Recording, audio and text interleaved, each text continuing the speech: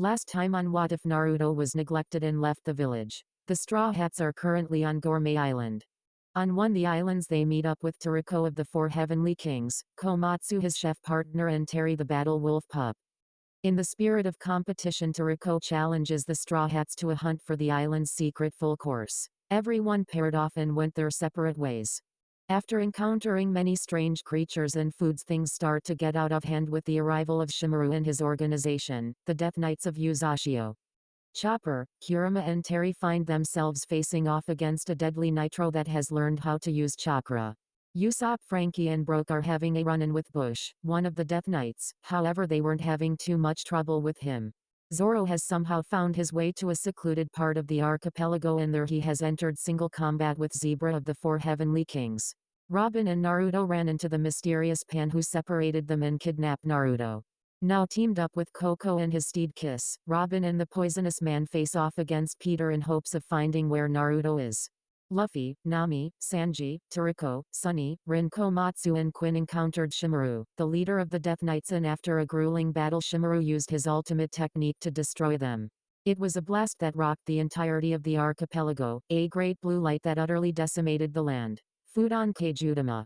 Shimuru's ultimate technique, it had enough destructive power to rival a full-powered Bijutama from the Kyuubi. All matter of creatures on the island, intelligent or otherwise, could feel the trembling island, see the pale blue dome, and all of them felt its powerful shockwave. Trees were uprooted and thrown incredible distances. Some of the mountains on the main island began to crumble and trigger large rock avalanches. Waves rushed out to the deep before returning, much larger than they were before. Even the archipelago's lone city was hit by the shockwave. Crushed glass windows all around town shattered instantly under the pressure of the attack. In the same instant several of the older buildings groaned dangerously before collapsing. Dangerous shards of glass and debris rained down on the civilians. Kaya, several mothers screamed as they moved to protect their children from falling glass and debris. Kabuash, within minutes the entire town was covered in a large cloud of dust. Whoosh, but in less time it was eradicated by a great wind erupted from the center of the city and blew away all the dust and debris. What was that? One citizen asked aloud. An earthquake? A female wondered. Where's that sudden gust come from? Where'd all the dust go? Another questioned. However, no one even noticed the two figures at the epicenter of the wind. He. An old lady chuckled. Sure feels like someone on this island has a lively spark to them. Doesn't it, Jiro-chan? The old lady had pink hair tied in a knot, a wide wrinkled face and a very small, hunched body. Her eyes were closed yet her face gave of that warm grandmotherly smile. She wore a pink sweater, orange pants and a white apron tied around her waist. Heek, sounds like some youngster is getting riled up, the old man named Jiro said. He was a frail-looking old man with white hair, styled in a pompadour, and goatee. He was missing a few teeth, his eyes were closed and he had a slight blush on his face, which could be attributed to the large gourd of sake he dragged in his left arm. He wore a ragged yellow sleeveless shirt, ragged pants, sandals and a blue vest. He took another swing of sake before continuing. Do ya think we should be getting involved, C-chan? Teach whatever youngster that did it not to mess with his elders' vacation, Heek. No, let the youngsters handle it, C-chan replied. For now, let's get back to our vacation. I have a sexy swimsuit that I want to show off. Heek. Okay, C-chan. Heek, Jiro replied before once again taking another swing of sake.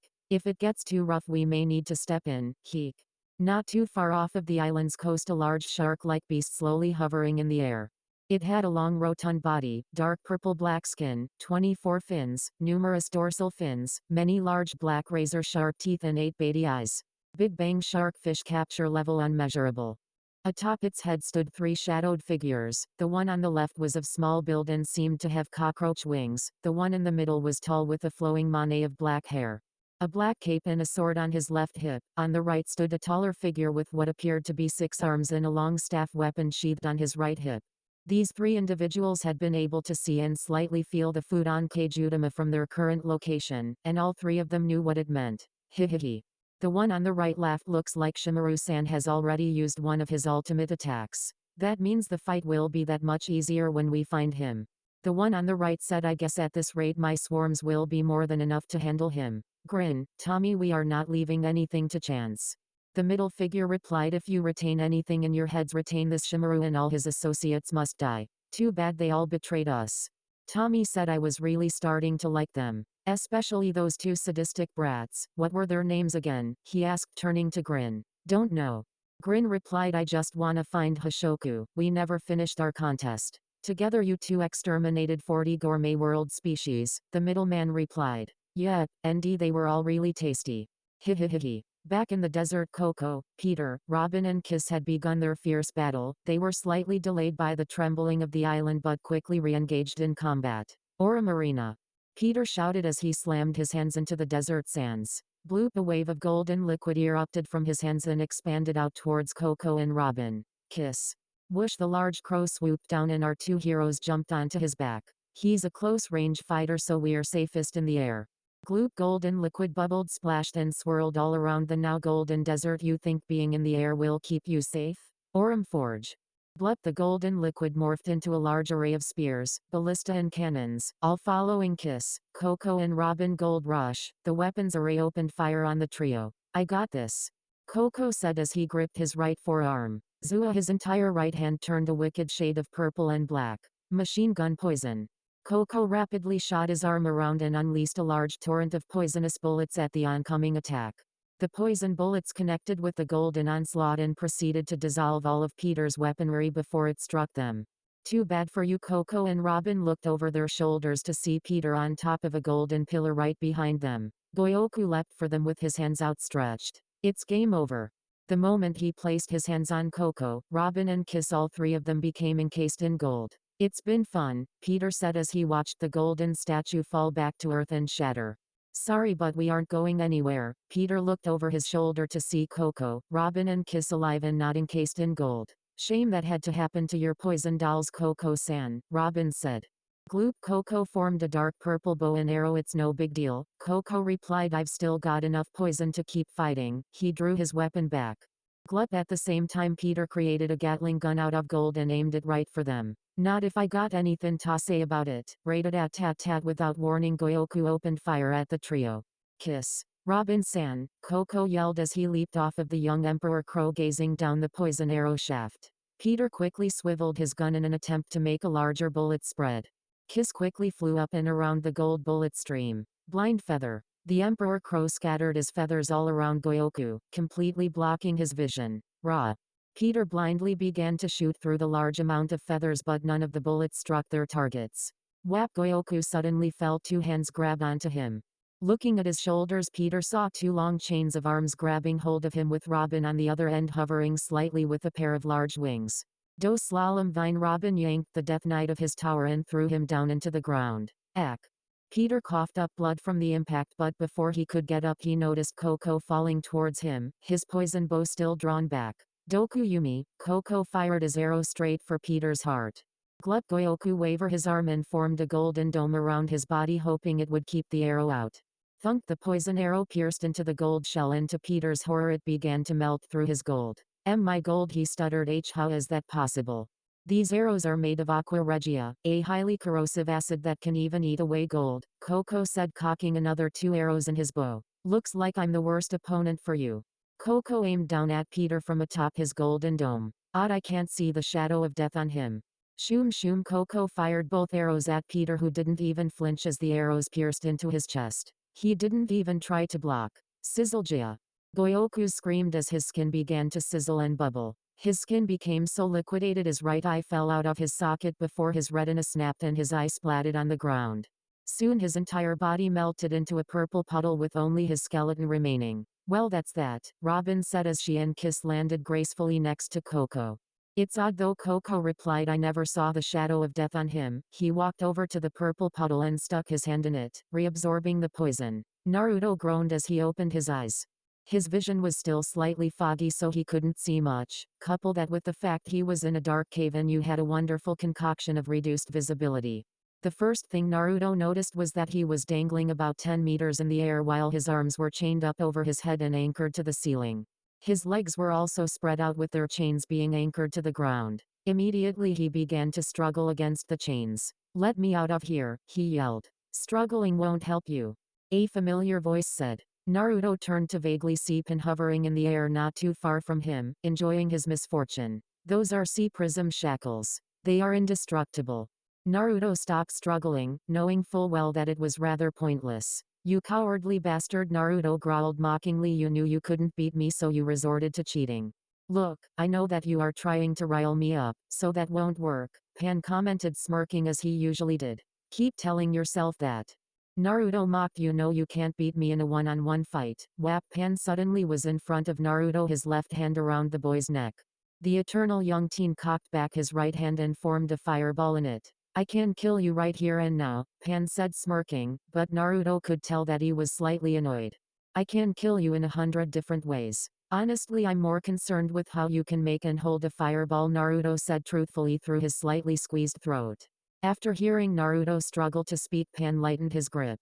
Pan sighed as he extinguished the fireball. Like I mentioned before, I have the power of the Sazo no Mi. With it, anything I imagine becomes reality. To be fair, you kind of knocked me out as you were explaining it, and also didn't you break my wrist or something? Neverland rescind, Pan thought fiercely. Suddenly all the pain Naruto had received from his skirmish with Pan returned with a vengeance. The bullet wounds and the broken wrist had returned along with any exhaustion or fatigue he had. Enough, Goyoku, a cold emotionless voice commanded just before Pan turned towards it. Standing on the cavern floor just below them was a young man roughly in his mid-30s. He had short black hair with a long braid down his back, an angular face. His eyes held no emotion in them. He dressed in a black oriental garb with red cobras fashioned all over it. On the back of the garb was a blood-red spiral over 2 white bones. From his right shoulder across his chest to his left hip and around his waist he wore an additional red and black cobra skin sash. Shimuru-sama needs him alive in order to conduct the transfer. Uragiri. Don't tell me what I can and can't do, Uragiri, Pan replied before turning back to Naruto. Be grateful I am reactivating Neverland, otherwise the boss won't be that happy with me. For Naruto, the instant Pan reactivated his everything he was feeling vanished suddenly. Ha! Naruto chuckled mockingly as Pan flew down to the ground. You just made a big mistake. Giving me back all my strength and healing me will be your downfall. Unlikely, Uzumaki-san, Uragiri said in an equally mocking tone. Thanks to Pan, those chains are indestructible, so escape is impossible. Don't call me that. Naruto shot at Uragiri. I ain't no Uzumaki. Nor am I a Namikaze. Uragiri turned to Pan with a knowing smirk. See, wasn't my info correct? This is the child of the 4th Hokage and his whore of a wife. Whatever. Pan replied, turning away to leave. If you need me, I'll be doing something other than guarding a brat, so do me a solid and don't need me.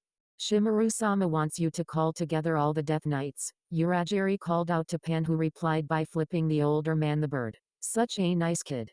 Uragiri commented sarcastically, wonder what his parents would say about his behavior. Hey, didn't I just say I ain't an Uzumaki nor a Namikaze?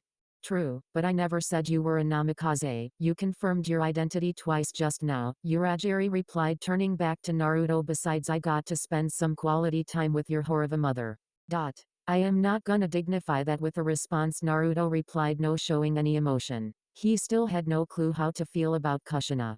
True, she, along with Minato, Natsumi and anyone else they were close with, had a hand in his neglect, but deep down Naruto knew they might still care for him. Especially with her attempt to side with him. Though he didn't want to admit it, part of him really wanted things to go back to the way they were before his 4th birthday. Oh come now, from one half Uzumaki to another, I completely understand your dilemma, Uragiri said, placing his hands on his hips and casually shaking his head as if in sympathy. We are both the bastard children of the clan. There are far more half-bloods than pure bloods. In fact, there are only about 4. He held up 4 fingers. Pure Uzumaki are left in this world. Kushina, 2 brats that survived our attack on their temple, and Shimuru-sama. So you're an Uzumaki? Naruto asked. Technically I am a half Uzumaki like yourself. At one time I was a member of the clan. I even went by the name Uzumaki Shen, but I traded that, all for this. Why? Mainly because I knew that deep down I would never be accepted by the self-righteous bastards that ran the clan. With Shimuru-sama we half-bloods have a chance to be recognized, if not by the clan, then by the world. So you considered yourself an outcast among your family? The blonde asked.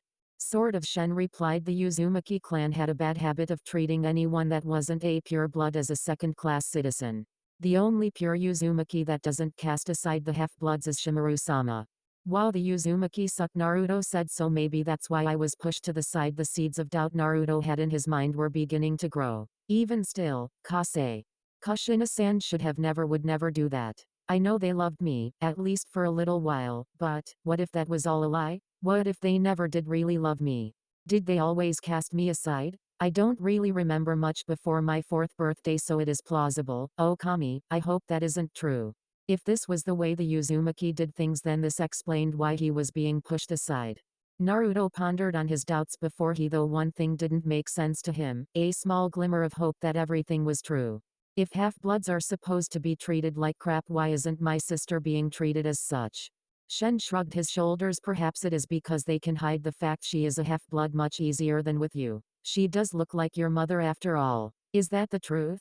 Is that why I was pushed aside for the last 3 years? Because I'm a stain on the pride of the Uzumaki and Natsumi looks close enough to pure that she can pass off as one? Naruto was almost completely lost in thought. Perhaps the truth as to his misfortune prior to joining the Straw Hats was right in front of him. Can you tell me more about the Uzumaki clan? Naruto managed to ask. This may be his only chance to learn more about this destiny of his as well as all of the half-blooded Uzumaki. I could, but that would spoil the fun. Uragiri replied, I'll leave that to Shimuru to tell you the full story. After all, he was the last clan head's brother. He knows everything there is to know about the Uzumaki, from their origins all the way to their downfall and near extinction. Wait, he's the last clan head's brother. Yup, his name was Uzumaki Nagi. Brother to Uzumaki Saki. Uncle to Uzumaki Hidario, Uzumaki Ryoboku and Uzumaki Kushina. Naruto visibly flinched at his mother's name because it made the connection between himself and this Shimuru Nagi guy clear as day. And father to Uzumaki Shen. Holy crap, Naruto whispered, you work for my great uncle. Yes, Shimuru-sama is my father, Shen replied, and we are first cousins once removed on your mother's side. So why don't you join us? Shen offered, join the Death Knights, help us rebuild the Uzumaki clan as a more fair and diverse clan. After all, we are more of a family to you than that band of pirates ever will be. There sounds like there'd be a catch to all of this, Naruto said. No catch, you'd just have to forsake your current life, change your name and swear eternal loyalty to Shimuru-sama. So I swear my allegiance to a great uncle I didn't even know I had, change my name to a one-word name, and abandon the pirates that took me in, Naruto asked. That is correct. Shen replied, my new name is Uragiri, betrayer, due to my actions against my former associates. Every one of the Death Knights goes by a code name that corresponds to one of the 7 deadly sins of man, except for Pan. He shares his code name, Goyoku, with another. You could have the name Itazura. Last I checked, and correct me if I'm wrong, treachery isn't one of 7 deadly sins. Neither is mischief, Naruto called down. It's not. Then again, there are also 9 of us, not counting Shimuru-sama. So I guess we represent the circles of Hellmore. Why are you giving me the rundown of your organization's inner workings and members? Naruto asked. I'm not even a part of it. It's not like you're going to be telling anyone.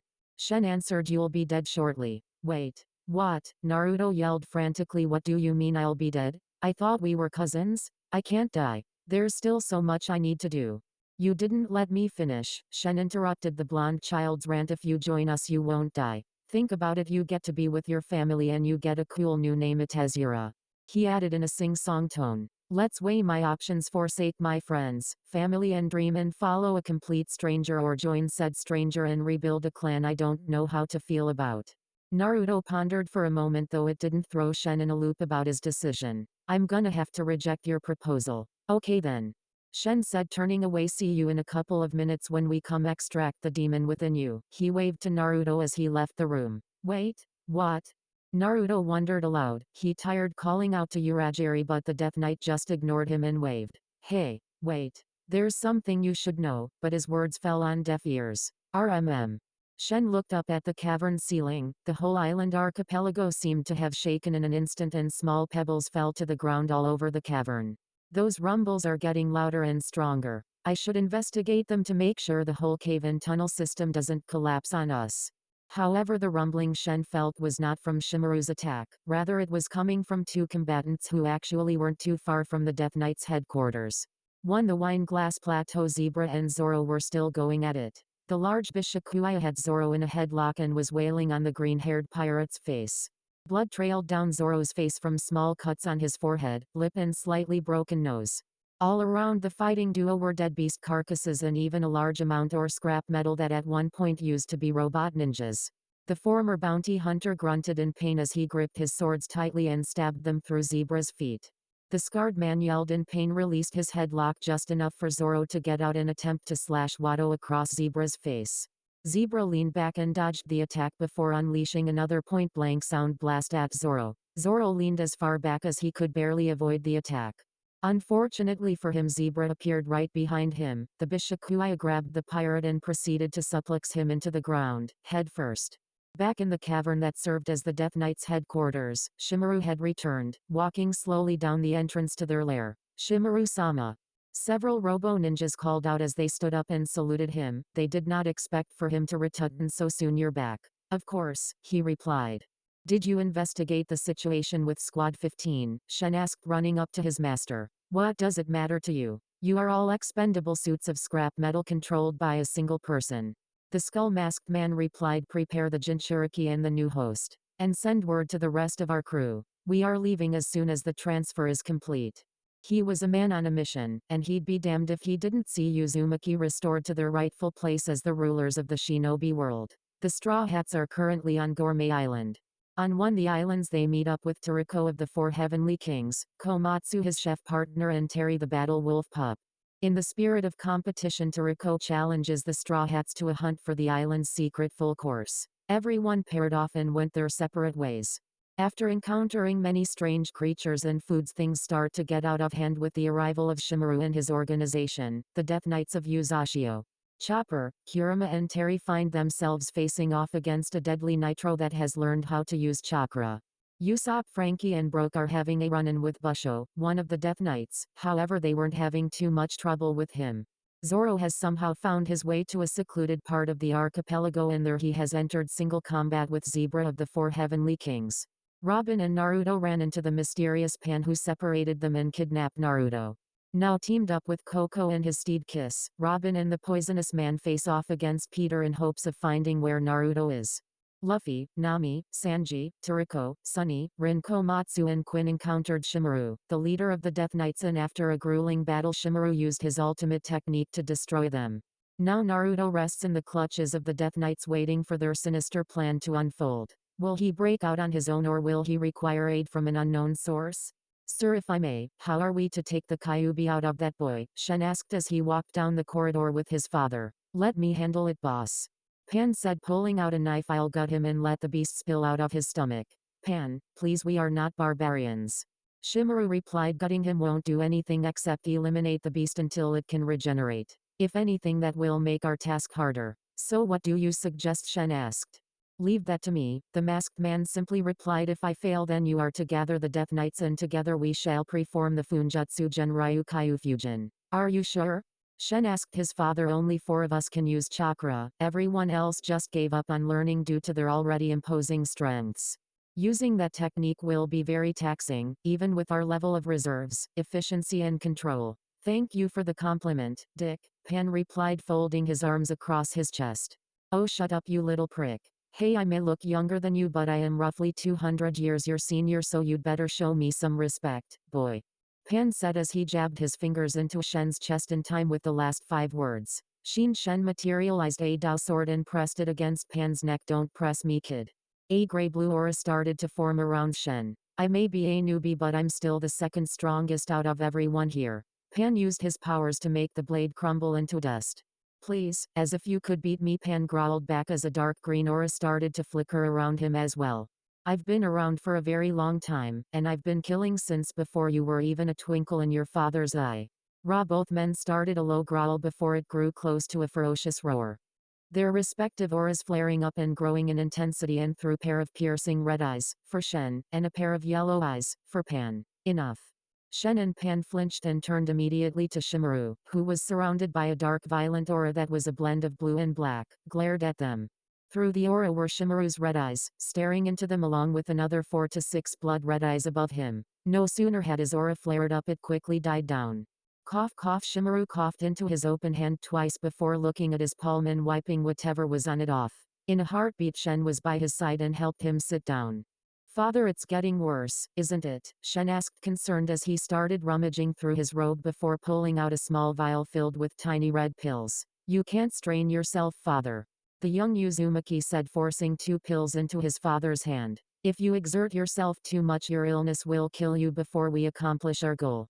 Shimaru swallowed the pills before getting back up. I will do what I must for the good of the clan, my son. If I die before seeing my dream come to fruition, I want you to complete it. Todoroki stirred slightly, hearing something. Riko, it sounded like someone was calling to him. Todoroki began to open his eyes to a fuzzy world with a scrawny figure hovering over him. Oi Todoroki, Luffy practically yelled in the gourmet hunter's ears as the blue-haired man awoke. Upon seeing Todoroki finally waking up, Luffy grinned. Shishishi. Oh good, you're awake. For a moment I thought you were dead. Todoroki said, rubbing his ears. No, I'm not dead, but my head's still ringing from that blast. Shishishi. I know, right? I can't believe you and Sunny were able to get us out of there. We blasted the grout at our feet, Luffy. I'd hardly call that escaping, I'd much rather call it almost killing ourselves. Todoroki said, I'm just surprised we landed semi-safely. That's all thanks to the Gomu Gomu no Fusen, Luffy responded like he was showing off. I cushioned our fall. I hope the others were lucky enough. The blue-haired man replied before looking around at the forest around them. A good chunk of trees had been uprooted and smashed by their landing. So the blue-haired hunter would have to agree that it was a decent landing. Flashback no Jutsu. Sensing the danger of the attack, Todoroki, Luffy, Sanji, Sunny and Quinn made a move to protect the weaker trio. Sunny, Todoroki yelled as he turned towards the multi-hair-colored man. The blue-haired Bishakuya cocked back both his arms before they flexed. I need you to deflect this attack. I told Ka, Sunny said, turning to Todoroki, catching that his arms were already cocked. Oh, you want me to deflect your attack? Todoroki nodded. Even if I did, I doubt I'd be able to hit it. Not as a counter-attack, Todoroki said. Aim for the ground. Are you nuts, Sanji, Komatsu, Nami and Rin yelled, or are you trying to blast us to Kingdom Come? I'm in, Luffy said. Are you sure, Luffy? Nami asked. There's no telling what'll happen. Shish sissy, Luffy chuckled. It'll be alright, we're all really strong. I'm not. Komatsu shot at the captain while pointing at himself. Meanwhile his life was flashing before his eyes for the umpteenth time. From high above the masked man made his move. Fudan Keijutama. Shimaru threw the Keijutama at the center of the group. Sounds like we don't have a choice, Sanji said, looking up. Quinn, I want you to protect Matsu, Rin and Nami from the blast, Sunny ordered the snake. The magenta serpent looked concerned towards her human partner. They aren't strong enough to withstand the force we're about to create. Sanji, send a strong attack at Sunny. Luffy commanded as he rapidly began throwing quick punches while they turned black with white steam billowing off of them. We're going to get out of here. Fui. Sanji just exhaled smoke from his cigarette. Aye aye Captain, the cook said. Everyone ready, Todoroki said, glancing up to see Shimaru's attack racing for them. Now. Gotten Decapage, Hawk Cannon, Twin Nail Gun. All three men yelled out their attack names. Sanji launched 5 simultaneous kicks at Sunny while Luffy fired his 2 Haki Imbu open palms towards the Bishakuya, and Todoroki unleashed his technique. At the same instant Quinn wrapped herself around the weakest trio, forming a magenta dome, in order to shield them from the incoming blast. Ra! Sunny let out a battle cry as the attacks closed in. Super Fury Gishi, Sunny's feelers moved to intercept the trio of attacks before aiming them down into the ground times 50. Boom! The combination of attacks, amplified 50 times, released a massive shockwave while at the same time blasting an enormous amount of dust into the air. Whoosh! In that same instant Shimore's attack rushed through the dust and slammed into the ground. Spiderweb cracks tore through the earth and blue streaks of light emerged from the cracks until the entire area was consumed in an enormous pale blue blast with a thunderous roar. Kaboom! The blast from Shimaru's attack drowned out all sound from the previous blast. Nothing remained except a smoldering crater of broken and charred earth. But the masked villain's attack had missed its intended targets by milliseconds as they were sent flying all over the archipelago by their combined attack. Flashback no Jutsu release. So where did everyone else land? Luffy asked. I'm not sure, Todoroki replied, looking around. Sniff sniff. Todoroki closed his eyes and began to sniff. I can smell Nami, Rin and Quinn to the north. Sunny and Sanji are to the southwest and Komatsu's on his own somewhere to the northwest. Well, as long as everyone's okay it's fine. Luffy said before slamming his fist and palm together. Let's go find that chicken bastard. You can smell him, right, Todoroki? Sniff sniff. Todoroki sniffed once more before turning towards the northeast. I can smell him in that direction. There's one more thing, Luffy. Luffy turned to the blue-haired hunter. I smell Naruto with him as well. Those words made Luffy's eyes grow with rage before he adopted a serious face and slammed his fists together again. That bastard. First he tries to kill Nami and now he's going after Naruto? I won't forgive him. To say Luffy was pissed would be an understatement. He was furious. This masked man had attacked him and his friends, with the clear intent on killing Nami, broke Toriko's cardinal rule of no useless killing, and now he was going after another of his crew. Toriko, we are going to kick his ass. Right, Toriko agreed before he came to the realization of something important. Oh shit. What? We were so busy dealing with that Shimuru guy we forgot all about the jewel meat and the rainbow fruit. Crap. We've got to go back and get them. What about Shimuru? Right. First we beat the crap out of that chicken man, then we go get the food. Meanwhile, to the west of where Toriko and Luffy landed. Great. Just great. Sanji wasn't too happy with the predicament he was in. There I am on the beach with Nami Swan and Robin Schwan. Next thing I know, help with the damned hunt, and after being reunited with my beloved Nami Swan and Rinchuan, I'm now lost somewhere on this god-forsaken island with you of all people. He yelled as he pointed an accusing finger at Sunny. You think I'm happy with this predicament? Sunny asked, but honestly it is better that you are stuck with me and not my little sister, you pedophile. What did you call me? Sanji demanded, biting down on his cigarette. I'll have you know I am 21. And you're still older than my little sister, which makes you a pedophile in my book. Oh please, I don't need an effeminate transsexual. Sunny shot Sanji a very serious yet smug face. Like I need advice from a skirt chaser like you. What's wrong with being a man that can appreciate that which is beautiful and harmonious in the world? You yourself are hideous, but it is your cooking and the presentation that are truly beautiful. I don't know whether to take that as a compliment or an insult, Sanji replied. Look on the bright side, the situation can't get any worse, Sunny said. How can it not get any worse? Well, for starters we landed in a very special place. Sunny said, slightly gesturing to the grassy field they had landed in. Hundreds of land creatures ran around as nature intended, wild and free. The sun was far enough overhead that it cast a beautiful reflection on the crystal blue pond, which had a naturally occurring fountain in the center. Besides, my intuition tells me that there is something very special on this plane. Something my old man wanted us to find. You should have noticed it by now. Sanji had in fact not noticed it until the multicolored hair man brought it up. Now that you mention it, it feels like there's more oxygen here, more than the rest of the island. Indeed. Sunny responded, there is a plant here that is capable of producing more nourishing air than any other plant in all of human world. It's called Gaia grass, and we are going to get some. Are you not concerned at all what happened to Nami Swan, Rinchuan and your pet snake?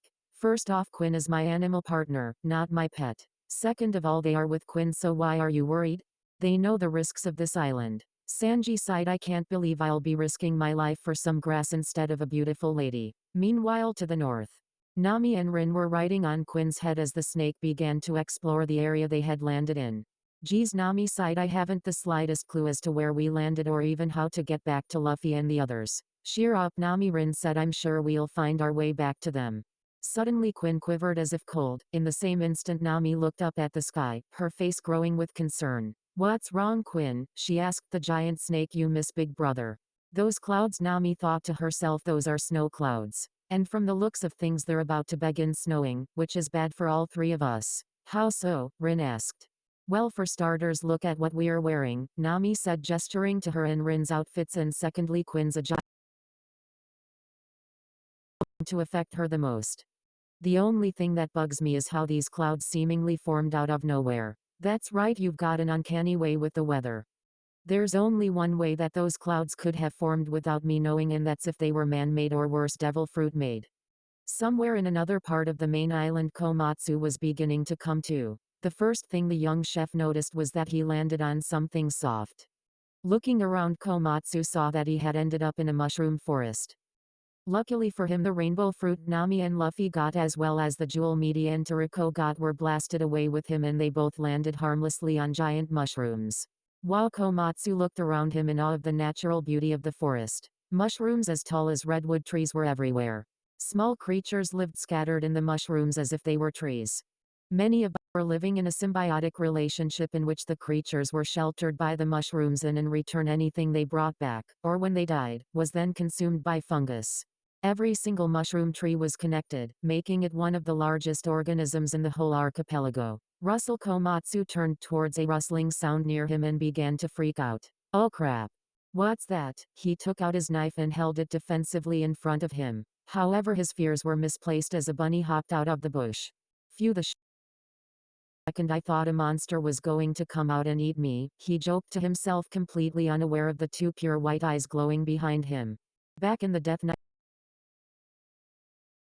Naruto was suspended by chains. Here he is, father, Shen said, the blonde brat we told you about.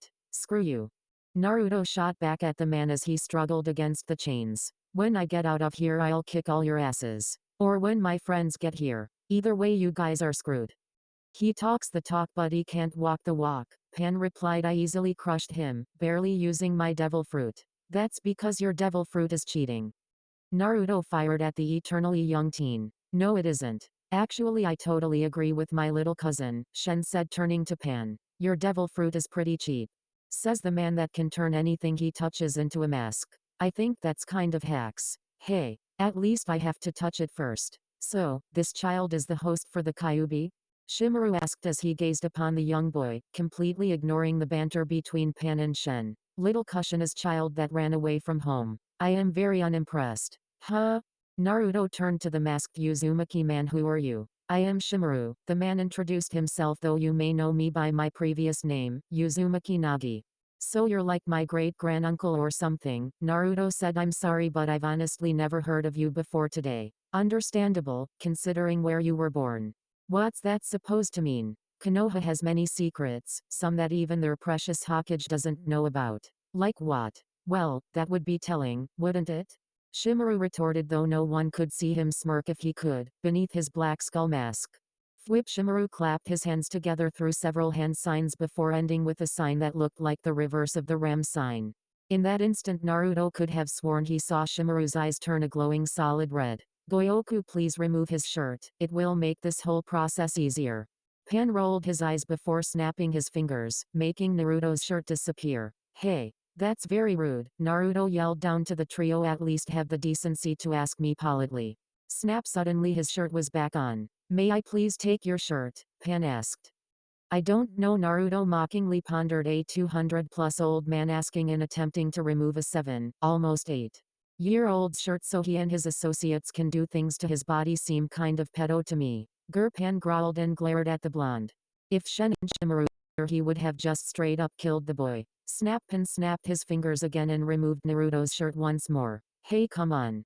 This isn't even our second date and you already undressing me, Naruto shot at Pan, getting under his skin. Try to take things slowly from now on. I'm going to. Shen and Shimuru crossed swords over his neck. Now Pan, let the boy have his fun, Shimuru said. Besides, it's quite enjoyable, for me anyway, Shen added. By the way, what's up with your eyes, uncle? Naruto asked after the sudden shock of losing his shirt. They look like Sharingan, but you're an Uzumaki. How can you possibly have Sharingan? They are not Sharingan, Shimuru chuckled, looking back up at the blonde boy. They are a gift from the devil within me. While they aren't as strong as those cursed eyes, they are quite effective at their job. Woo! An incredible dark red aura erupted around Shimuru. The man's long red hair flared up and went wild, looking more like a mass of blood-red tendrils than hair. Naruto could have sworn that he saw something that looked like a dark blue-skinned monster with 3 heads and 6 arms forming behind his insane granduncle. Wait, what are you doing? Naruto asked aloud. I am about to liberate your burden from you, my dear nephew. The masked man said. As he spoke, a black spiral spilled out from his feet, growing until it was roughly 5 meters in diameter. Then, as if it was alive, the spiral raced from Shimuru's feet to directly below Naruto, who was now struggling fiercely. Burden? Naruto asked aloud, looking nervously between his insane uncle and the seal beneath him. Are you talking about Kurama? Kurama, Shimuru questioned. Shen also gave a confused look.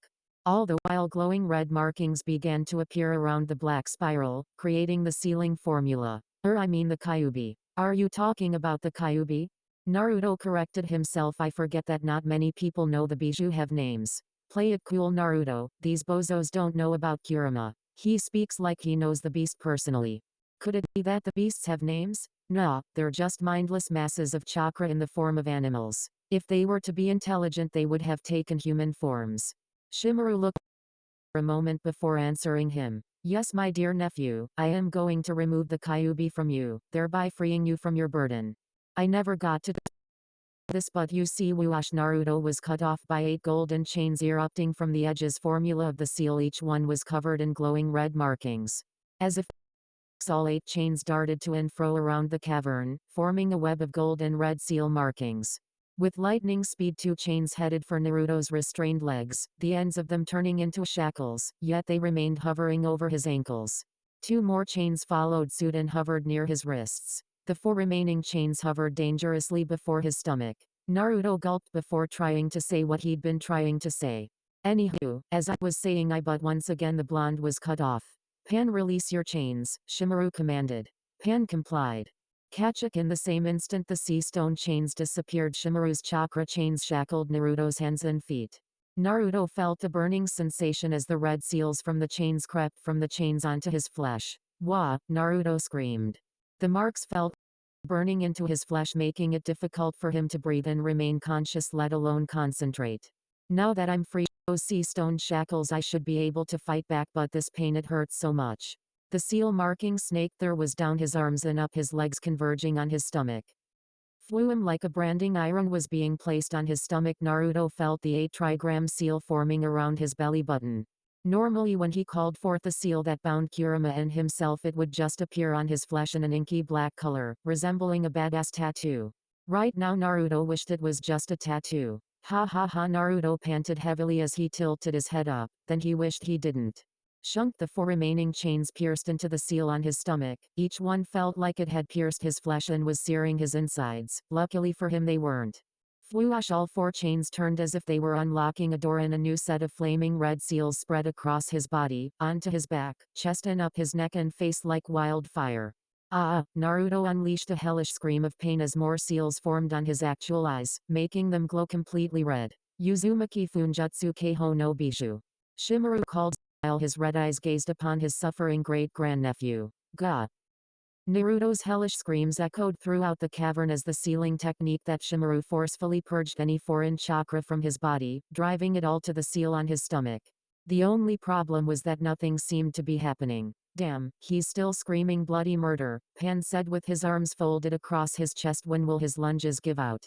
I think it's killing him, father, Shen told his father. At this rate the boy will die before we get the Kyuubi out. 1000 Belly says he'll die in 5 minutes, Pan interjected. Something isn't right. Shim taught as he continued the extraction technique. It shouldn't take this long to remove the Kyuubi from him, especially considering that within reason. When the Kyuubi's chakra escaped from his sister, it headed immediately for him, the closest thing to the actual beast. Shimuru's thoughts were interrupted when the seal on Naruto's stomach began to glow a golden color. What is this? Gold chakra? Though the Kyuubi's chakra was red. The gold chakra turned into a more liquid form and began to glop out of the seal on Naruto's stomach, forming a small ball of chakra no bigger than 7.5 centimeters in diameter. What's that? Shen asked. It looks like a glowing gold ball, Pan said sarcastically. No shit, Sherlock, Shen retorted. While the two entered another heated argument, Shimuru was deep in thought about what he was seeing. According to Shen's information, Naruto-kun here should have been the host to the shell of the Kyuubi. And even if should have had some residual chakra at least. And it's all the other bijou, but this chakra is gold. Could it be that Naruto-kun isn't the Kyuubi Jinchuriki? Shimuru needed to be sure that Naruto wasn't the Jinchuriki. If he wasn't, then he was wasting his time in trying to extract something that wasn't there. He would need to hunt for the Kyuubi. With those thoughts, Shimuru ceased his technique. The gold chains vanished into thin, the glowing red seals dissipated, and the golden orb of chakra, whatever it was, went back into Naruto before the boy began to fall from his former suspension. As all this transpired, Naruto's screams lessened and he fell silent as if he were asleep. In a heartbeat, the masked Uzumaki caught Naruto and gently placed him on the ground before waking him up. Naruto-kun. Naruto-kun, he repeated the blonde's name over and over until he opened his eyes. Arg! Naruto made an attempt to get out of his insane granduncle's grasp and stand up on his own. Get away, bastard, Naruto yelled at him. I'll stay away from you, Naruto-kun, if you answer these 2 questions truthfully, and I will let you leave. And said in a no-nonsense voice. Are you the Kyuubi's Jinchuriki? And if no, where is the Kyuubi now? First question, technically yes, and second, I haven't the slightest clue where Kurama is. Realizing what he just said, Naruto immediately slapped his hands over his mouth. Shit. I just told them about Kurama. Kurama, Shimuru formed as much of a quizzical face as he could beneath his mask. Is this perhaps the name of the new Kyuubi Jinchuriki? Though Naruto had him quite interested. You said that you are technically the Jinchuriki of the Kyuubi, correct, Naruto? Didn't you answer those two questions and then I could go? Naruto asked, getting concerned while literally backing up to a wall. Smash! Suddenly Shimuru's fist connected with the wall next to Naruto's head. Answer the damn question, brat, Shimuru demanded, his rage growing as his dark red aura began to grow around him. Naruto looked into the man's eyes and for the first time in a long while felt truly afraid. His eyes weren't glowing red as he had initially thought they were. His sclera were solid black, the irises were ruby in color, glowing like the sun, while his pupils were like two black holes. The flesh, if it could be called that, around his eyes was nothing but a disfigured, charred mass of muscle, black skin and burns that never properly healed. Getting his eyes, Naruto felt all the bravado he had, not 5 minutes ago, drained from his body. I'm technically yes I am, Naruto stuttered. He really wanted to get out of here. Man, he wished Robin, Luffy, Toriko, or better yet Zoro would just bust through the cavern roof, beat the shit out of these three and get him out of here. Why am I so afraid of this guy? What? Technically the Jinchuriki, Shimuru demanded, not letting up on his dark tone. Kura, I mean the Kyuubi is free to leave me whenever he pleases, Naruto stuttered. That's impossible, Shimuru responded. When a bijou leaves its host, the Jinchuriki usually dies. What? Naruto yelled in shock. You were going to kill me. Oh, nothing of the sort, Naruto-kun, Shimuru said, now in a creepily brighter tone. The seal I was using wasn't going to kill you. Besides, you're an Uzumaki, which means you'd most likely survive the extraction process. He was now rubbing his hands together like a sleazy salesman. Here, token of my apology, I would like to give you a from beneath his cloak cape. He pulled out a katana in a sheath. The sheath itself was ordinary, bearing no special designs on it, colored back. There was a 1-inch band of gold around the with a small spiral etched into both sides, as well as a small gold cap on the other end. The hilt with black fabric, while the spacer was a golden circle with a hollowed-out spiral in it. Curiosity got the better of Naruto and he took the blade, before pulling it out slightly. The blade of the looked almost white. The blocking edge of the blade was dark gray and the actual cutting edge was nearly white. For me, Naruto questioned. Being with Zoro definitely gave him a huge interest in swords, specifically katanas. Yes, for you, Shimuru replied. Its name is Masamune. He said in an oddly voice. It's been an heirloom of our family for generations. But I keep telling everyone I'm not an Uzumaki. I changed my surname to. He was silenced by Shimuru's finger on his lips. It doesn't matter what your surname is. You'll always be an Uzumaki, a member of our family, like it or not. The structure of his face made it impossible for him to smile, which was already impossible to see beneath his mask. Sorry, but I've already got a family. Naruto remained silent, just looking at the blade. I don't want to be a part of yours. Pan, Shen, show my young beloved grandnephew the way out of here. Shimuru told his lieutenants with a voice that was starkly happy compared to his interrogation voice. The tonal shift really threw Naruto off, making him slightly cautious. Once more, I would like to apologize for what transpired here, he said, bowing to the blonde. It was all a huge misunderstanding. Okay, Naruto said. Thanks for the katana, I guess so. How do I get out of here? Shimuru pointed to a tunnel to the east. Go that way, and when you get to a fork, Shen and Pan will show you the way. Father, Shen was confused. First they captured the boy, tried to extract a bijou that wasn't there, and now they were letting him leave? This made no sense to the son of Uzumaki Nagi. Before he or Pan could say anything else, Shimuru was between the both of them. Pan, give the boy a shirt, Shimuru commanded. Are you serious? Pan one, and returned his other sword to him. The elder Uzumaki commanded, ignoring Pan's complaints as he complied with the order. Sure enough, Naruto was wearing his black t-shirt, but now he had all his accessories. His orange cowboy hat, Harosame, and now a bitchin' new orange hooded sweater. Cool, Naruto's eyes sparkled in awe at the coolness of his new outfit. You aren't so bad after all, Pan. The blonde said, flashing the biologically 16-year-old a foxy grin. As the two were passing Shyamru, the old man grabbed their shoulders and spoke in a hushed tone. When you are there, for this Kurama Naruto-kun spoke about and spread the word to the other Death Knights. With those words, Shimaru watched as his two strongest lieutenants took the young child down the tunnel towards the exit. Under his mask, if he could, a fake smile formed before he came to the realization of something kind of important. Oh shit. Did I just give that brat Masamune? What the an Uzumaki heirloom like that? That was my favorite sword. I've got to have Pan and Shen get it back for me. Wah. Suddenly the cavern, making Shimaru clutch his ears in pain. Where the hell is that godforsaken racket coming from? He yelled out loud. Why in the 9 circles of hell did I have to kidnap a baby? This is way too much work for an old man like me. And guys, this is the end. I hope you enjoyed. See you next time. Peace.